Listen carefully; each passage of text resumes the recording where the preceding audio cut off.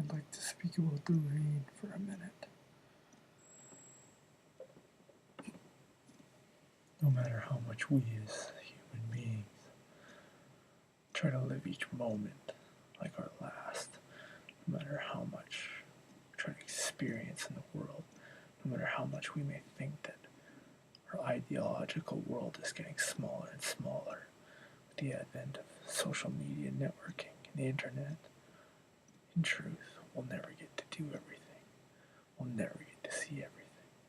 We'll never get to experience every nuance of life on the planet. In many ways, we'll never be connected with everything on the planet. There is, however, one tangible piece of evidence against this, and that is the rain.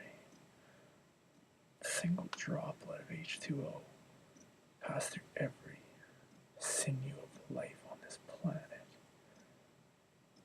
It's beautiful. It's comforting. It's not a hindrance. It's not an annoyance. It's refreshing, renewing. And in many ways,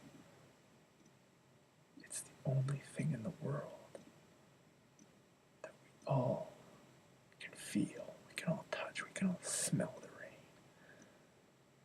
And in many ways, it may be the same physical particles that we are touching around the world through the cycle of winds and the water cycle. It may be the same water falling down on you as fell on someone in Japan. When it rains, it's the world telling you, you are one, you are life. And this is the rain.